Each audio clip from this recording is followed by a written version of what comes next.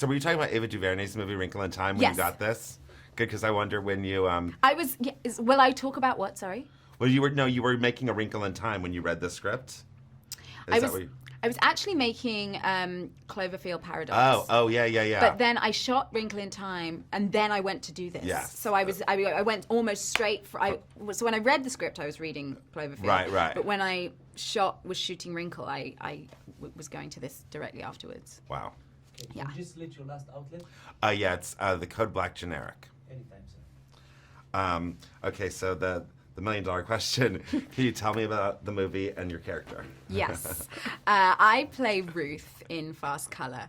And Ruth is a woman, when we first meet her, she seems to be on the run. She seems in a desperate state. She's sort of breaking out of an abandoned building. You know, the world around her seems to be dying. It's a very barren world. And she's in this fight or flight, adrenalized mode of survival. And I was really intrigued by that because as the movie opens, you can't tell if she's a criminal, if you should be judging her as some sort of anti-hero. Is she good? Is she bad? What's she running from? I was just hooked. And then, we discover that she actually ends up at this farmhouse, which is her family home, and we discover her mother and her daughter that she has left behind many years ago. And for me, I just thought that was such an interesting way to sort of start a film, because so often that's where the story ends, is the hero goes home happy ever after, the end. And there was something about this that seemed to go a little deeper, which is, well, what happens when you get home? What happens? Because sometimes that's when the real work begins. That's when you have to confront your demons. That's when you have to readdress your relationships. And that's when you sometimes have to admit that maybe you're not as perfect as you like to present to the outside world. So for me, it went a little deeper, and I loved the fact that the film as a whole is really set in this very grounded, gritty world. It's about 3 generations of women. It's 3 generations of women of color who have these special powers, and also our mothers. And I realized, it's not really at all a conventional superhero film. There's no capes, there's no suits. It's not about sort of destruction and weapons and the typical sort of more masculine style of superhero movie. This is about creativity, and I think that these women have these abilities. They're mothers. I'd never seen a superhero who was a mother before, and that motherhood and bringing life into the world is its own superpower. So many things drew me to the movie. The idea of also shooting out in the desert in Albuquerque, having just done a movie mostly set on a soundstage with a lot of special effects. It was really invigorating for me to be in the wilderness. And the chance, of course, to work with Julia Hart, whose work I knew from Miss Stevens, and was really, intrigued by her script and the world she created. It's so interesting, as I think, so often when you see a movie opening, it's like, oh, it's all pretty and perfect, and you're introduced to things, and sort of, it's like, when you see this movie, it's like going to a movie where you're 10 minutes late. Yeah. You're like, wait, what's going on? What did I miss? Because Yeah. there's so many questions Yeah. immediately that you're chasing, and I think that there's something about that adds to the way the story unfolds. Yeah. And for me, I liked the fact that, it's like Ruth, she's been locked up, she's hungry, she's in this quite feral state. And I was like, and it's so liberating for an actress. I was saying to the hairstylist, the hair has to be greasy.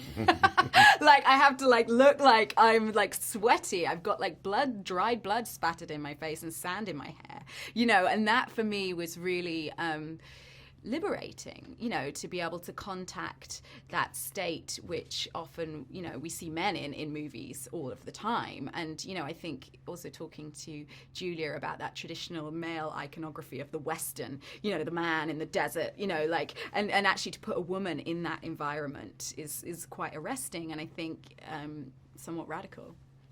One of the things, it's interesting that she's battling these addiction issues, and it's sort of curious because I don't think it's explained, but I'm curious if you made a choice about it with just the idea of, was she, because she didn't have control of the powers, did she take drugs to escape and then it became a problem, or because the drugs seemed like they helped her even though before we ever meet her, at some point, because of what she was battling with. Yeah, it's and a complicated. Yeah, we talked about it because in the movie, you know, it's not completely defined, but I needed to make it specific for myself. And I think, you know, for me, she, you know, as a young child, Ruth had these gifts, but you know, they overwhelmed her. She had these seizures. It's sort of metaphorical in that sense. You know, this power that erupted within her, she found she could numb.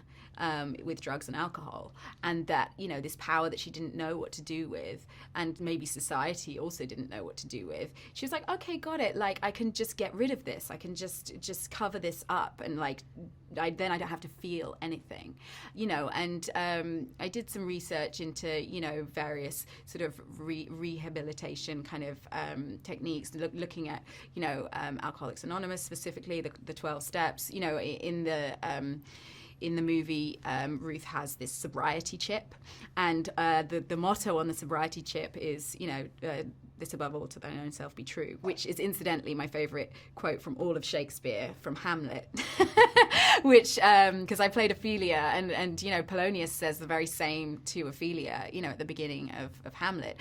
And that was, you know, integral to me. You know, I wanted her to have tattoos. I wanted her to have scars of a sort of misspent youth, if you like. And so we decided that this above all to thine own self be true would be her tattoo. So that was really wonderful, and I was able to collaborate with the makeup artist to design that. So that was a kind of nice way to sort of weave in this history that is just in her. We don't necessarily have to explain it.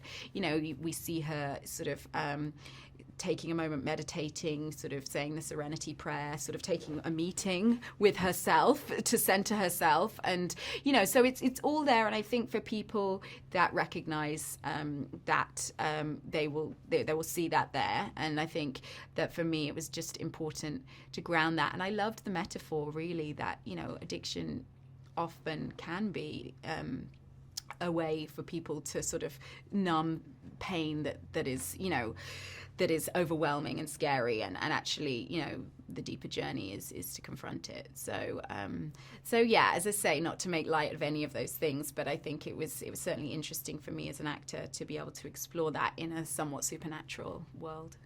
Let's talk about working with some of your co-stars. I mean, I think Lorraine is so powerful, and the two of you together on screen, I mean, is just really something to watch. Well, had you known her before, or did you guys? Is anything? Second part of this question: did you and Lorraine and Saniyya do anything to sort of bond as a family before you started? Or? Yeah, it was interesting because we were all working on different projects. I mean, Lorraine Toussaint just has so much gravitas, and she's so soulful. And I was filming Irreplaceable You in New York, and she was based in New York. So we got to like meet for lunch or something in New York. And it was really just immediately meeting her. She's sort of like this Earth Mother goddess. She just brings that quality. And so there is an instant bond there with her. Saniyya, I was actually part of the audition process for Saniyya. I think that Julia had seen, you know, many young girls to play the role of Lila, and I met with and auditioned with maybe 4. And the moment that Saniyya walked in, I mean, everybody was amazing and talented in their own way, but the moment Saniyya walked in, you know, she was just so present, and she was like, I feel like she'd just like come off the football field or something. She was just like in her body. She was just, you know, had this sort of lively spark to her. And I said, oh, hi, Saniyya, that's like so amazing to meet you. What does your name mean? And she said, you know, brilliant and blessed. And I was like, oh, okay, well, my name's Gugu Mbatha-Raw. It means our pride. I think we're going to get along. You know, she is just such a character, and so talented. So really the audition process was really, you know, the time that we got to meet. And then once we were in New Mexico, you know, everyone's away from home. There's definitely that sort of camp vibe that you have when you're out, you know, staying somewhere different. And I think that forces everybody to bond as well. All right, that's it. That's Thank you. it. Yeah.